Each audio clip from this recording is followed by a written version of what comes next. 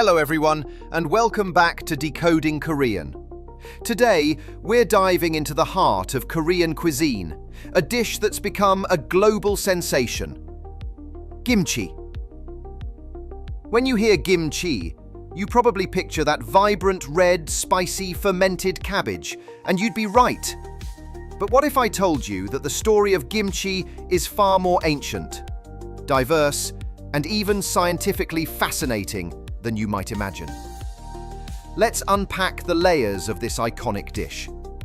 Before it became the fiery red powerhouse we know, kimchi began simply as yeomjang-chaeso, simply meaning salted vegetables. This basic idea of preserving vegetables with salt isn't unique to Korea. In fact, it's a testament to human ingenuity found across the globe. Think about sauerkraut in Germany, the tangy, fermented cabbage often served with sausages, or the crisp, briny pickles you find across Europe and North America. Even in Eastern Europe, like in Hungary, you'll find their own unique fermented delights, such as Kovászos uborka, dill pickles fermented with bread, not vinegar. Interestingly, many historians believe sauerkraut itself might have roots in ancient China's swansai, a type of fermented cabbage brought west by Mongolians. So, the very concept of preserving vegetables through fermentation is a shared human heritage. If salted vegetables are universal, what then was the pivotal moment, the alchemical process that truly made Korean kimchi so distinctive, so uniquely vibrant? The game changers, the ingredients that ignited this culinary revolution, arrived relatively recently in Korea's long history. Gochugaru, or chili powder, and the widespread innovative application of Jeotgal, which is various types of deeply fermented seafood. Chili peppers, as we know them today, are indigenous to the Americas. They only made their arduous journey across continents and oceans, arriving in Korea in the late 16th to early 17th century, largely through trade routes via Japan during the tumultuous Imjin War period. Interestingly, a popular theory suggests that the Japanese invaders actually brought chili peppers to Korea with the intention of using them as a poison to incapacitate their enemies. While many Japanese palates, even today, tend to perceive extreme spiciness as a discomfort or even a poisonous sensation, Koreans, by stark contrast, not only embraced this fiery new ingredient, but quickly discovered its profound culinary potential.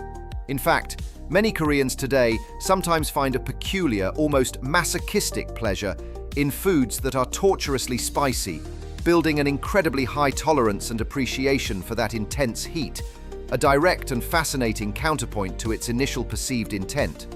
For literally centuries before this, Korean kimchi was a more subdued affair, often a pristine white, simple salted vegetables, mostly Korean radish, seasoned only with salt and perhaps soy sauce for flavor, offering a clean, refreshing, maybe, but chili-free profile. Jeotgal, an umbrella term for various types of salted and aged seafood, like anchovy paste or shrimp paste, has existed in Korea since ancient times, initially used as a standalone seasoning or a potent side dish. But it wasn't until the fiery new chili pepper became more accessible and common that Jeotgal truly found its irreplaceable, starring role in kimchi. The pungent, deeply savory depth of Jeotgal, combined with the invigorating heat of chili, created an explosion of flavor, a complex symphony of umami, spice, and tang that utterly transformed kimchi into the multi-dimensional dish we recognize and crave today.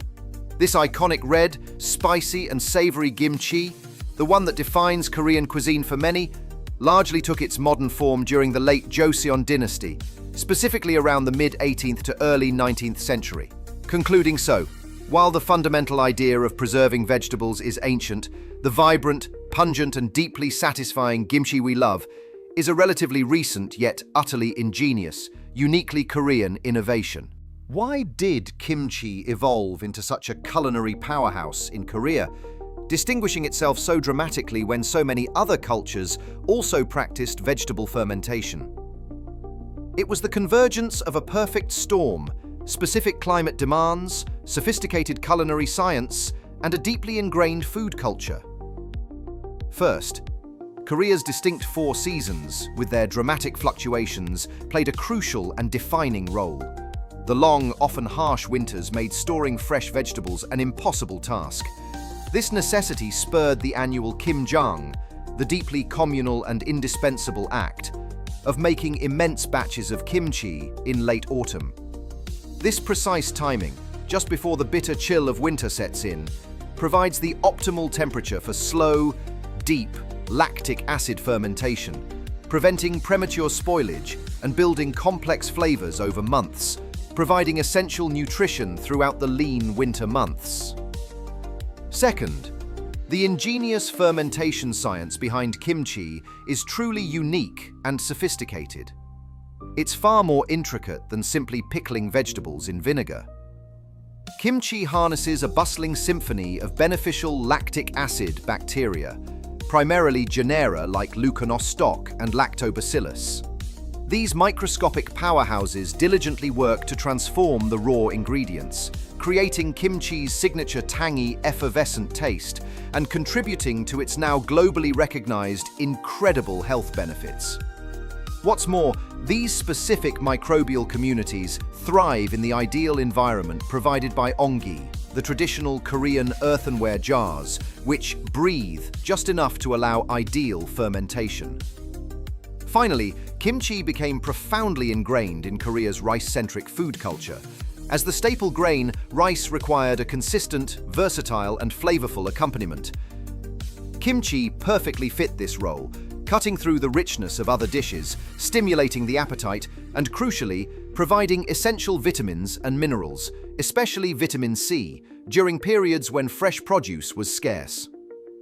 Beyond its nutritional and culinary functions, the Kimjang culture, now recognized as a UNESCO intangible cultural heritage, highlights kimchi's role beyond mere sustenance.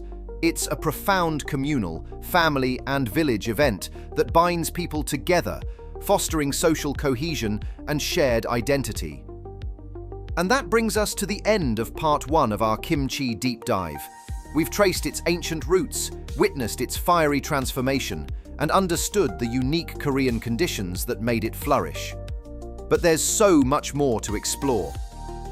Join us in part 2, where we'll tackle common myths, uncover kimchi's incredible diversity, and delve into the fascinating science behind its flavor and health benefits. See you then!